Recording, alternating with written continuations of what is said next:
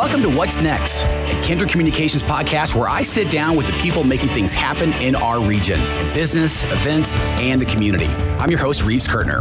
There are so many positive things happening around here right now. In every episode, I talk with the people behind it, hearing their stories, lessons, and plans for the future. Whether it's business owners, festival organizers, community leaders, we dig into how they got here, what challenges they face, and of course, what's next. On today's episode, I'm joined by the leadership behind one of downtown Huntington's most iconic landmarks, the Keith-Albee Performing Arts Center. Board President Bob Plymel and Executive Director David Miller are here to talk about the nearly 100-year-old theater's $30 million restoration, its return to live performances, and what's next for the crown jewel of downtown Huntington.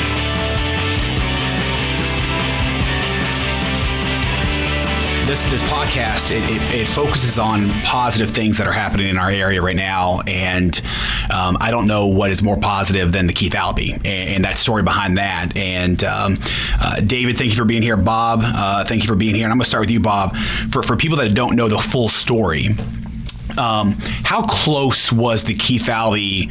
How close was it to being lost? Well, you have to go back to about 2005 and 2006, where the Hyman family that built the theater in 1928, they had a lease on the building for 99 years, and as long as they used it as a theater. And it came down, and when Pullman was built and the marquee cinemas came in, they no longer could use those as theaters. So they were looking to Marshall. So Marshall University was to get the building, and Marshall did not want it. So myself and others, including Dave Tyson, that we just said that we cannot let this happen. And they came to us and said, would you help form a 501c3? Now, that was Marshall that came to us and said, do you know people that would be interested? So we did. And that's how it got started. How did you get involved? How did David get involved? Well, there had to be somebody leading the effort, and we decided to lead it. And we got friends of ours that did the 501c3 for free. We had friends of ours that did the books for free in setting up the books, for accounting purposes and everything. So 2005, 2006, now the 501c3 is operating the building. What have those last 20 years been like? Well, I was telling David earlier that every time that you have a moment where you think, why am I doing this? Why am I still involved in it? I go back to the quote that the Hymans did on May 7th of 1928 when they opened the theater. And I'm going to read it to you because it's important to know. It says, "We wish the people of Huntington to feel that this theater is their theater. It was built for them, and we hope and believe they will use it and enjoy it, not only now, but through the long years." So I consider those the long years. That's right. And so you got to remember that. Can we get that framed somewhere in the Keith-Albee? That needs to be somewhere that people can see that quote, because that really is beautiful. Yeah. So on those last 20 years, a lot of it from my perspective has been putting duct tape on stuff and fixing this up and just trying to keep it all together. Talk about the restoration process. How did all that get started and get moving along to where we are today, which obviously we're going to talk about too? Well, obviously we had to first start with getting the theater back to its original size. Okay. They had it broken into 4 theaters, 3 theaters in the main theater.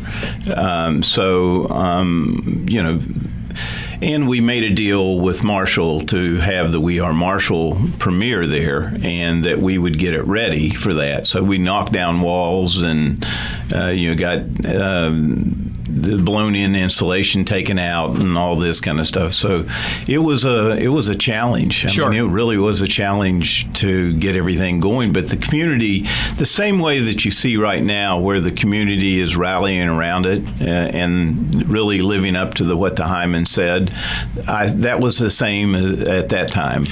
When did the restoration part? I mean, I understand the 2006 and We Are Marshall, and a lot of people forget that it was split into 3 different theaters, and then plus the fourth one on 4th Avenue.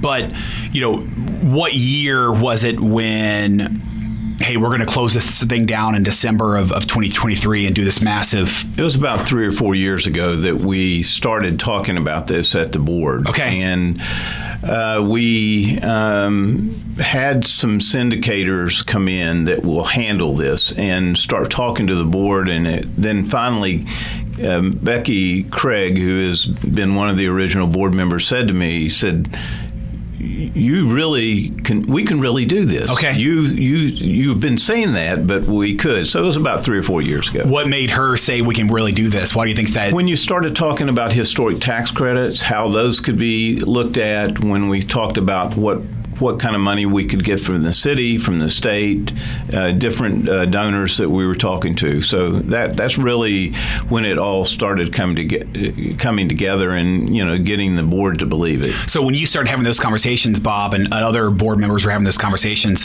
what was the feedback or what was the response back from the city, private donors, state government, et cetera? Well, it was mixed. You would have people go, yeah, but if we give this, are you sure you can get this? And there was one moment when we were talking up at the legislature about this, and the big change that happened for us is when we held the interims here in May of 22, I believe it was.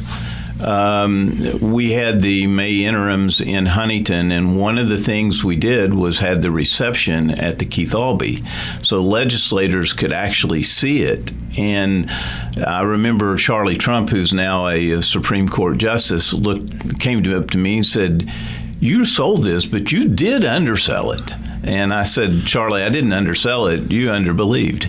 Right. So talk about all the different funding sources. I mean, historical tax credits is one piece of that. Private, state. Talk about all the different sources. Well, the state of West Virginia changed their historic tax credits to really make it viable for us to do this. So they matched it. They went up to 25% to really make that work. So the city was one of the first to do it. And over a 3-year period, they would give us $500,000 a year. And to finalize that, I had to go before city council to do that and talk about how it is and how you could leverage the thing. So we got the state money, and we were going for $2 million. Okay. But we ended up getting $4.378 million. Hey. And so not bad. And then we went to the ARC and got the ARC to give us $1.5 million to match what the city was doing, and to leverage those things. So you couple all of those together, with the historic tax credits, it started making it possible. Talk about historic tax credits and how that's been a part of this process. But when I guess where I'm trying to go with this, when I talk to people about the Keith-Albee, they'll ask, well, what's it look like? They haven't been aside. I'm like, the same. It's just brighter and cleaner and prettier. But the reason for that is on those historic tax credits, everything has to be almost identical, right? I mean, that accuracy is such a big part of all that and how it works with the tax credits. Well, if you go back to 2006, we actually had Evergreen and Sachs Morgan do a study, and they came in and started showing us areas that, if you brighten it up, if you do this is what it would look like. But then they added in some colors that really weren't relevant. So one of the things we did was we had Evergreen come in and say, hey, look at this, and we want it not we don't want to add things. Right. We want it to be back to what it was 1928. And so they started showing us what it could do. That's really when people started seeing that, we can do this. Sure. And we can make it look like it was in 1928. So when in 3 or 4 years ago started the fundraising portion of this, getting the money. At what point did you say, okay, December 23, we're going to start this thing? What was that moment like when you said, hey, we can? I didn't really want to say it, but the syndicator and all the people told me to really get these things. And one of the people that we haven't mentioned is Mike Giolis, who has been with us as a historic preservation consultant since 2006. Okay. And, in order to make these work, you have to shut the place down. You have to be idle. And then you have to say that you'll reopen. The one twist that I put into it was putting it into phases. So you can do phases that you can actually get a certificate of occupancy and start operating the theater, which we're now in the midst of doing that. Sure. So that's really was the change that we made to phase it.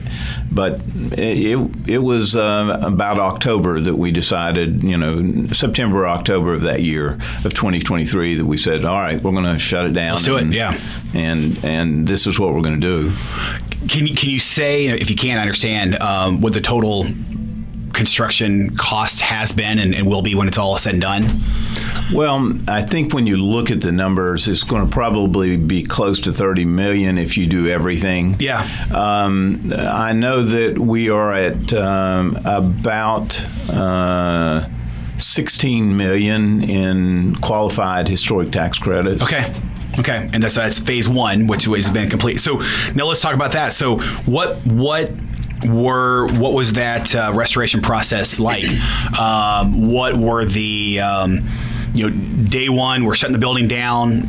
What was first in that process of the restoration? We were in the midst of doing the seats. Okay. So we did a Take a Seat Under the Stars campaign, which paid mostly for actually upholstery and carpet to start with.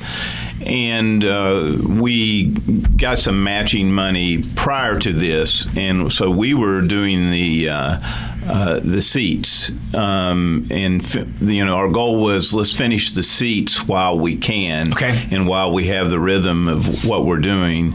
And we actually finished the seats, I think, in May of 24. Okay. So that's, first 5 or 6 months, that's sort of what we started focusing on. And I did not realize how much time it would take picking out colors and agreeing on this. And the way that Evergreen did it is you had to sign off on every color. So they would have they have a team back in New York that would look at this, and they would tell you for the ceiling, these are the 3 blues that you can choose from. So okay. You would do that. On that detailed. Yeah. Talk about the scaffolding and that whole process too. That's 30. How much scaffolding was in the building? Well, I don't know how many tons it was, but they told me at one time, but I know how much it costs. Okay, so, right. That was probably one of those moments when you go, what have I gotten myself into? Right. It's all the way up to the ceiling.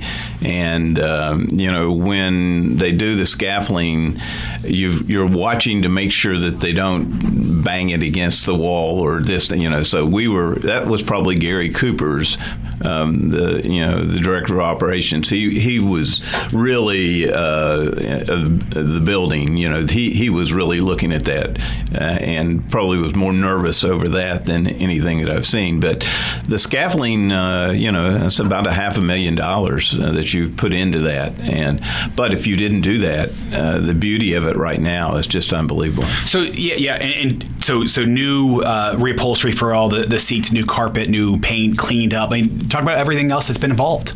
Well, we picked out the carpet, and I got to give Liza Caldwell a lot of credit because she was over the building, operations then. in, and chair of the building committee. And Liza did the research and picked that out and looked at those things. We did this as a board. Sure. Brought that to us with the upholstery and the carpet, and we got that about 6 or 7 years ago, and Marshall was gracious enough to store it for us until that time. Okay. And then, something that people don't necessarily see, like the backstage area wasn't in great shape, but now it's drywall, painted, plumbed, right? I mean, that's just another piece of this. Well, we were really having trouble with people coming to the theater. We were going to run into more issues if we didn't do some major repairs.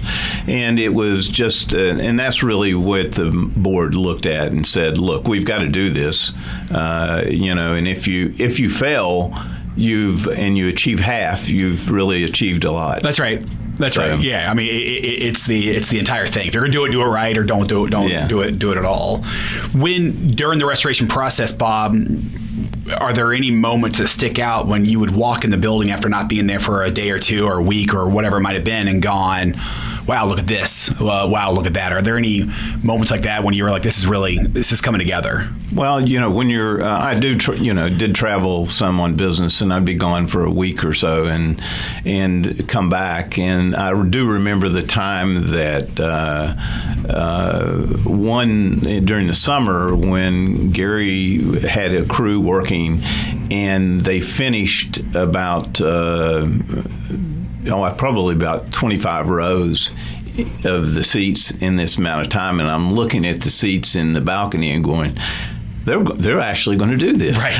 They're actually going to finish this. Sure. And there's another time when we found Gary had found the original manufacturer of the chairs, Irwin Seating out of Grand Rapids, Michigan, and we replaced some of them because we did not have enough parts to repair what we had. So we got a hold of them, and when they came in a week and a half, put all those seats together, and you finally see the whole theater with seats, and then we covered them up, to protect them. Right, of course. And then you couldn't look at them. So, right. But that moment of when you come back and you look at that was pretty special. What's your personal favorite area or part of the building?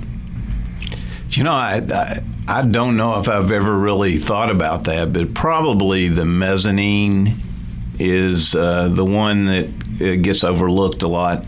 Yeah. It has so much intricate painting and detail that you can actually walk around the theater at a lot of spots, but in the mezzanine, you don't take 10 steps that you don't look up and see something new. Sure. Yes. So David is still here. So David is executive director. You get to come in after all this hard work's been done and going to be the director of the building. Talk about what attracted you to this. A building that had done 0 shows in the last 2 years. You're like, yeah, that sounds great to me. Yeah, right. Especially coming into like nonprofit theater world at a time when arts funding is at an all-time high. So it's definitely a passion project. I mean, so Bob has that quote from the Hymans, and it's so interesting that these were businessmen 100 years ago that had this mission that is an awesome mission statement for a modern nonprofit. True. So it's I think really interesting to me that like there were people 100 years ago that had this love for Huntington and this area, and had that kind of mission that can continue today. So when this position was getting announced, I like old theater stuff. I'm kind of like a theater nerd, and certainly love doing concerts and whatnot. I've worked in an old theater and in the arena in Huntington here. And so I've kind of seen both worlds, the corporate side and the other, and had missed an old building in that world. But it's one of those things where, it's a dream job, and I start looking over the job description and seeing what they were looking for. And at some point in time, I had gained the experience and was like, well, I think I know exactly what they want and what this building could use. And so it's just this wild thing to see a job like that pop up, and then you know that like I actually am qualified for this. Sure. This could be great. That's just a wild thing. And at the same time, I'm fully aware there is the funny thing of this has been this 20-year plus marathon, and right here at the end I'm being handed the baton for like the last 10 yards, and I get a sprint through the ribbon opening. But I'm also fully aware of the weight of federal, state, city, and private donors that all believe in this building, all see what it can do for downtown, and are kind of now just looking and saying, all right, here's the guy. And there's a lot of trust being put into me in this position.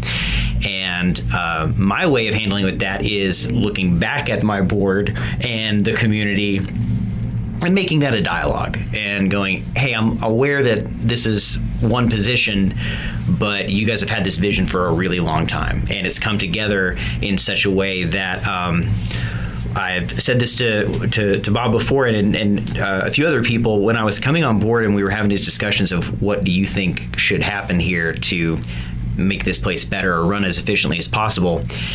Everything I could come up with that were best practices for venues nowadays was already being addressed, from a VIP lounge to just how it would be addressing production load-ins and artist hospitality, the front end side.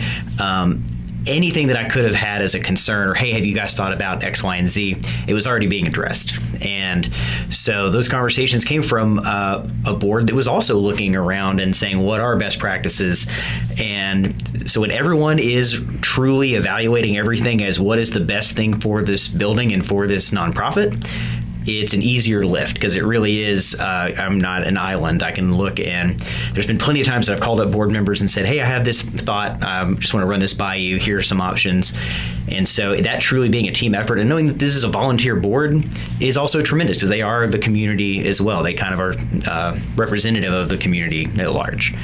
And so that's something that for me, when they were taking possession of the building and starting that phase, I was graduating high school in 2006. Wow. Okay. So, thanks. I know. And so for me, I'm like, well, it can't have been 20 years. I just graduated high school like a couple of years ago, and so it's definitely been a long journey for all of this, and so I'm thrilled, because I often tell people I feel like I've Forrest Gumped my way into this. I've gone to a lot of shows. I'm used to driving to Columbus and Cincinnati, and there are great theaters in those markets. But I don't want everybody here to have to drive to Louisville, Columbus, and Cincinnati to go to an awesome theater show, and we won't have to anymore. Sure. I mean, on the books, John Mulaney, Jerry Seinfeld, Skillet, just in the first quarter of the year for 2026. What kind of shows and events and programming can people expect in that building? Yeah, it's a really unique size and this market to where you can try to be all things to all people. I know that's a lofty goal, but when it comes to concerts, rock, country, classic, any of those kind of things, comedy, of course, but then we can also do Broadway, we can do the symphony, we can have community theater and dance, and that stage can do a lot of different things. And if people are willing to come see it, then that will, the market will dictate ultimately a lot of what will come in here. But when you look at major markets and see, it's 2,400 seats. There are plenty of theaters around that size. It's a really nice sweet spot for theaters. There's no reason why we can't have the same things as any of these other large theaters. Sure. So for folks that like, we have an Irish dance group that's coming through. We'll definitely be doing more Broadway. We'll have more comedy, more concerts, traditional performing arts, all of that. So it's really, really cool that there's this beauty to the building as well that people also really want to be in there.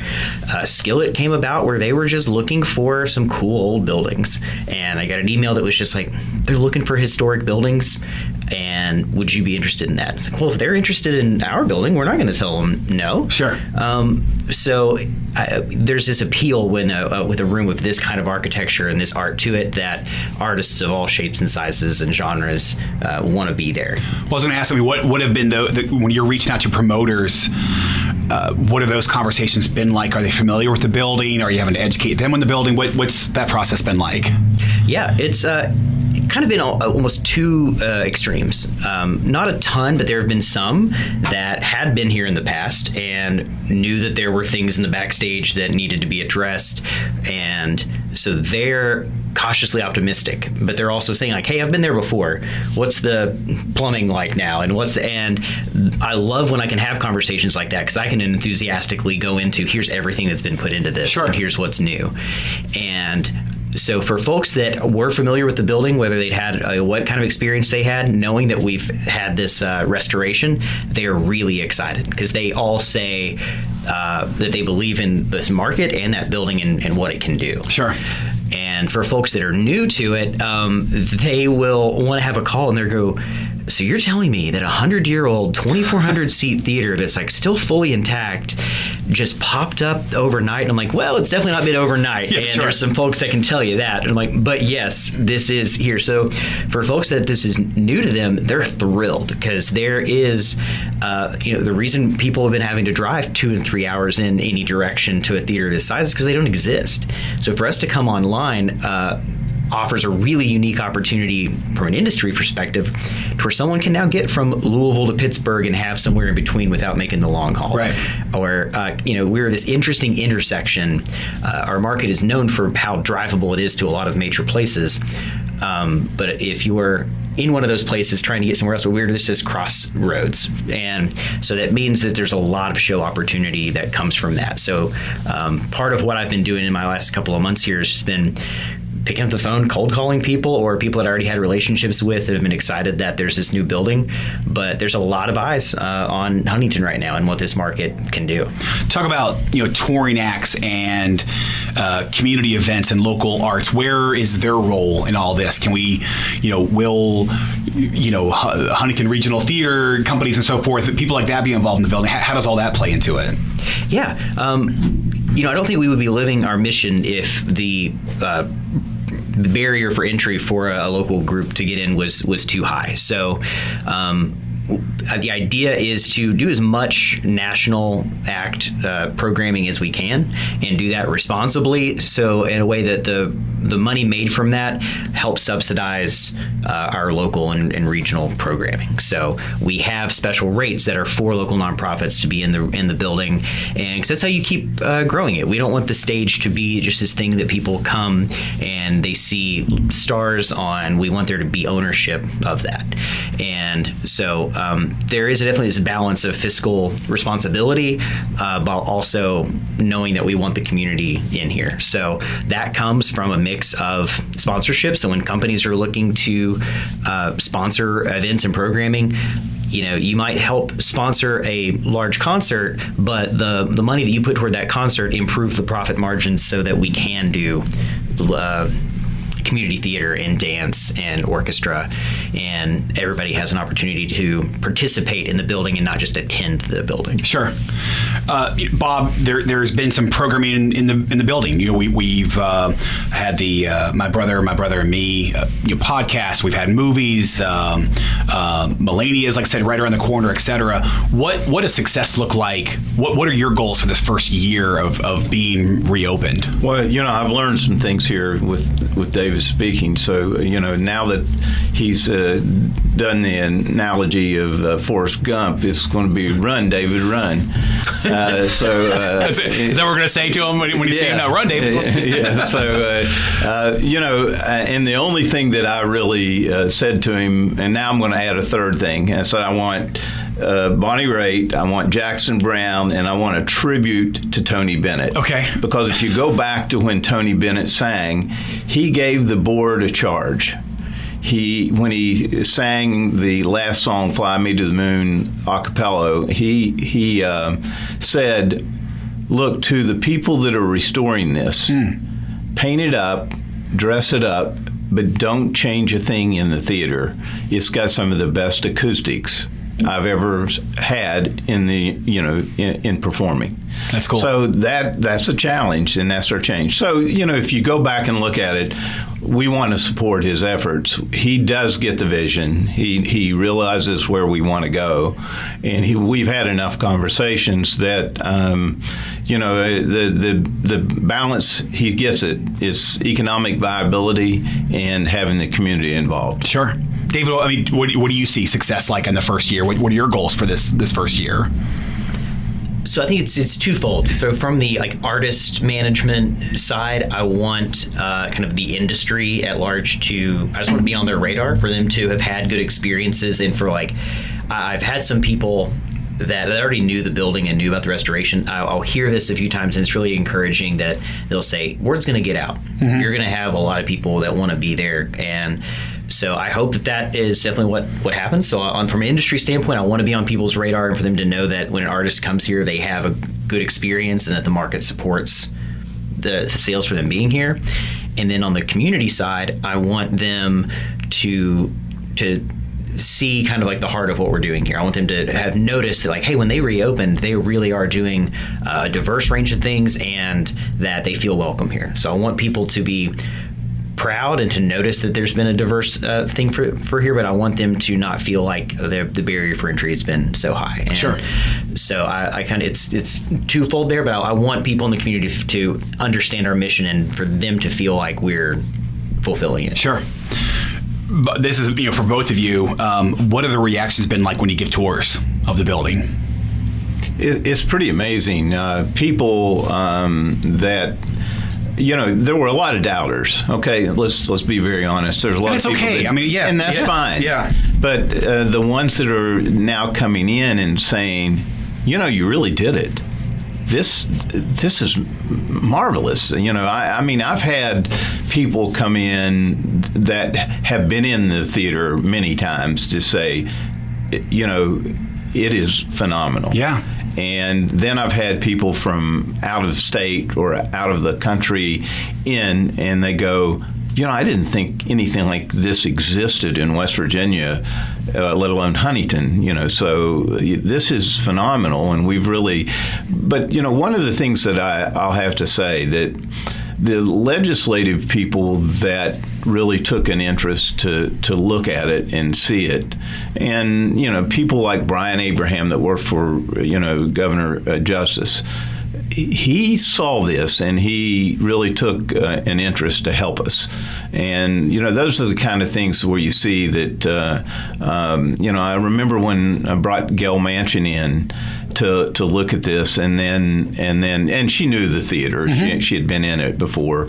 But when you bring the people from the ARC in, that we got a grant from them, and they said, this is really one of the more impactful grants that they've been worked on. And we see where the money went to. So it's been a real nice feeling in all the times that you've had some dark times where you're thinking, can we get that to where we can open? Sure. It's really a nice feeling. You mentioned the doubter thing, Bob. We're from West Virginia. How many times have we been told something's going to happen and it doesn't get done? Yeah. And so unfortunately, I'll believe it when I see it. Well, this is hey, believe it, because I get it. We've been, we get cynical after a while or skeptical. I don't know which one's the right one, but I get that. But yeah, now it's no. It got done. It's got done and still getting done. Well, and the thing is what I do tell them, we're not finished. That's right. In order to make this finished, we've got to do the front of the building and we've got to do the annex. And we'll talk about all that, all that, the next stuff too. David, what about you? Anything else you want to add on that? Reactions on tours? Anything that stands out when you're giving a tour of the building to someone? It's really, like Bob said, the number of people that are from this area that'll say, I've actually never been in here. Yeah. Is stunning to me. Yeah. And so at first couple of times I was a little discouraged by that, but then I realized, there's an incredible amount of opportunity for me to get to witness a lot of people's first time here, because it really is this magical thing. There's there's stars in the ceiling, and we tell people that, and they don't really know what that might mean. And so there are those spots on the tours where we'll get like gasps, or people are like audibly just like moved by the building, and that's what the arts are about. So those are things that I love, and I realize, will I be bummed if there comes a day when I'm doing tours and everyone is like, oh, we've been in here before? And they're like, oh, that actually would be a boring tour. So this is actually way better. The more people that it's their first time, there's an excitement for that keeps the tours fresh, and you get to do that over and over again. When you're walking around the building, is there anything that stands out to you that just, you enjoy staring at or talking about inside the building? So I like bringing people up to the balcony in the loge area for the first time. Just you really get an idea of just how large that room is with the stars overhead, and just taking time to look around at. There's just a lot of like interesting architecture inside there. So I'm still finding things that I've not recognized. So I'll do tours and people will point things out that I haven't seen in months of going through the building. So for me, I've occasionally even bring my laptop out into the theater and sit there, and I'll, if we're putting together a show, I will sit in different seats and try to be able to visualize like what is someone, if they're sitting here on show night, what do they see? Sure. And that dictates, pricing and things like that. I want to get to know that whole place. So, but the front of the balcony is definitely the showstopper for a tour for me. That I get really excited for that. First official event was my brother, and me. Candle nights. What did that night feel like emotionally? Like, all right, we've got a 1,400. How many people went to the event?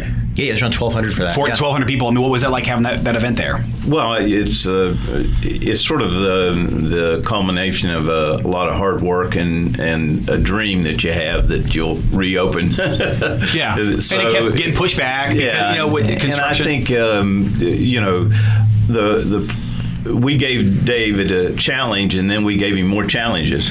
So trying to find the right. I think the McElroys were the right.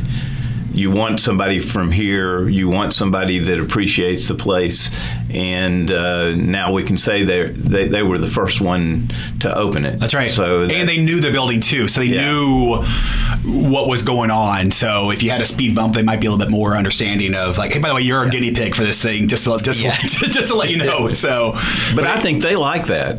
Knowing Clint, so I went to college with Clint, so I've known him for a long time, and they would really think that's cool. Of course, that's something that was a unique thing, and I'm glad that we did that. Yeah, so sure. It was great to see it, and it's great to get that many people in it. But I got to give David a lot of kudos for the what we're doing that happened last night, and then we have the Grinch coming up here. Getting people back in the theater and having the community here, it succeeded what I thought it might do, but it's a great to see that. Yeah. And the talk around town of people going in and said, we went in and, it was phenomenal. Yeah. It's been cool to see all the social media pictures that people are posting, that were at one of the movies and bragging on that. They're taking pride. They're taking pride in their community. Well, it's actually fulfilling what the Hymans wanted to do. It is. So it is their theater. It is. What was that first event like for you, David? So I had a lot of people messaging me throughout that day going, hey, are you good?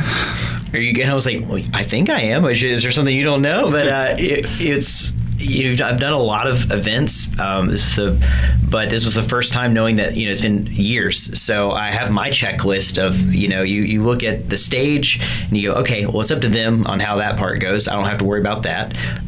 Production, we've got great production guys, so they're going to handle that part.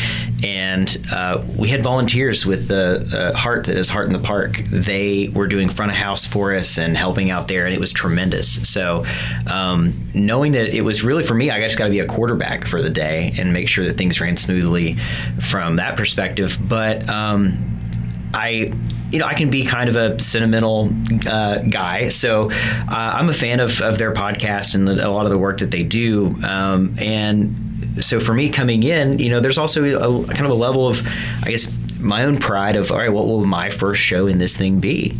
And so I think it really fits like what I had conversations with the board about, to say, here are some guys that have gotten national and international acclaim with what they do.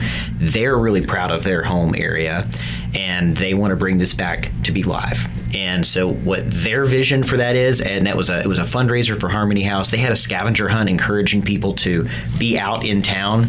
So for their mission and vision for what they want to use their platform to make Huntington better, and then us reopening and what we want to see do, you couldn't have asked for a better merging. And also I can say that, like, they are just good guys. I mean, you work with a lot of artists. There's gonna be times that you come in and you're like, all right, what are they gonna be like?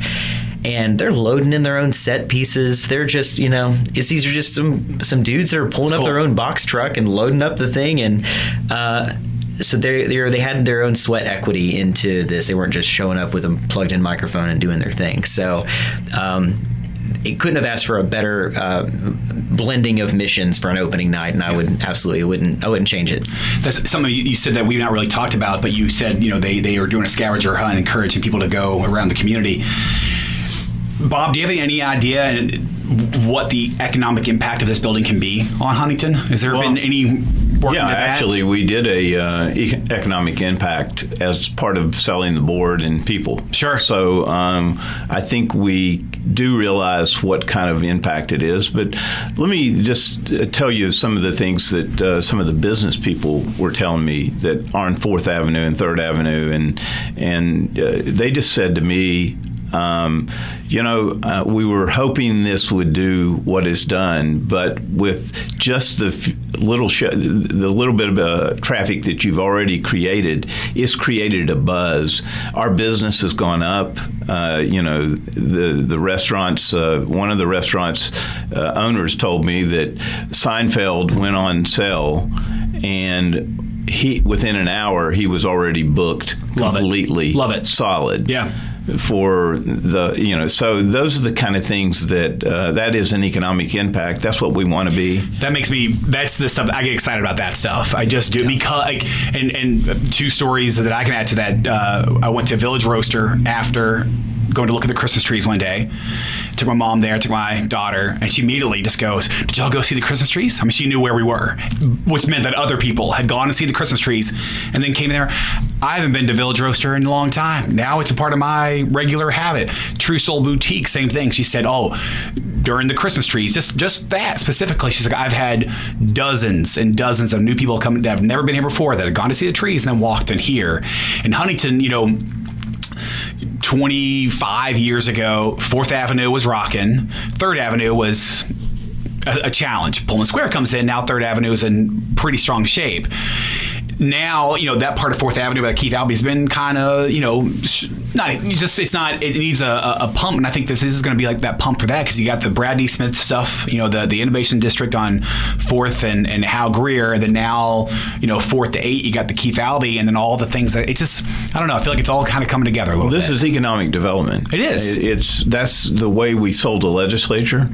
That's the way that we've sold a lot of people that have given. And for all the things that Marshall is doing in the Innovation District or the Idea District, whatever you want to call it, sure. You have to have an entertainment side of this. And you really have to do it. And that's one thing that Brad and Elise saw, and that's why they gave the money that they did, is because they see this as this is a complete circle here, and you have to have the entertainment when you are trying to recruit people. Yeah, it's great. So the podcast is called What's Next? So the building's doing events again. So you Bob, I'll start with you. You mentioned we're in phases. Phase 1 is complete, where we can do shows again. So what's next for the Keith-Albee? Well, the next stage would be phase 2, which is the front of the building, the restoration of that. The 4th Avenue side of the building? The 4th Avenue side of the building. All of these are under the historic tax credits. We're really in need of funding for this. I mean, this is one of those things where we don't want to lose sight of that. The Founders Club, doing the Founders Club, finishing the 3rd floor where we can move move our offices up there, and then the second floor where we can add restrooms for the building, that you'll come off the mezzanine. We think that what we're trying to do is add other event spaces there. So when you have a large event, you can have 3 or 4 other events prior to that in the building. Sure. Talk about the Founders Club. You said that kind of quickly. What's all that entailed? Well, actually, that's board members that came up with this. When the jewelry store went out, we had the space there. I wanted to use that space for maybe a bar or something like this, and the board members came up with this. And actually, Joe Randolph started talking about it, and I said, well, look, since it's your idea, won't you just chair the committee? And he did, and they've done a great job, and that's going to be a reality here in the next year. So, David, let me same question, but from your side of the desk, what's next for the building? So, looking forward to the next phases, because that adds more and more opportunity. But for now, I'm going, okay, I've got 2,400 seats, and for me, what's next is just like, what are the shows? We've got 365 days to fill. And so for me, it's just a matter of how can I get as much in here as possible, community and national wise. So we're starting to see those successes, and as things reopen, more and more promoters, agents, all those conversations are happening more and more frequently. And so for me, it's just a matter of just how many shows can we do. And I kind of have this initial maybe 2 or 3 year plan in my head of collecting data and then going, okay, well, what can we do next? What can we do next? And there's always this kind of perennial question in this industry of like, well, how many shows can a market handle that isn't Chicago or whatever? And I don't know we've ever got to test that. So for me, that really is it. As Bob said, run, David, run. So that's what I'll be doing. And how many shows can you handle? It's how many shows can those people handle, right? Because like the guy that's going to go to the country show isn't going to go to the hip hop show, who isn't going to go to the rock show, who's not going to come see that comedian.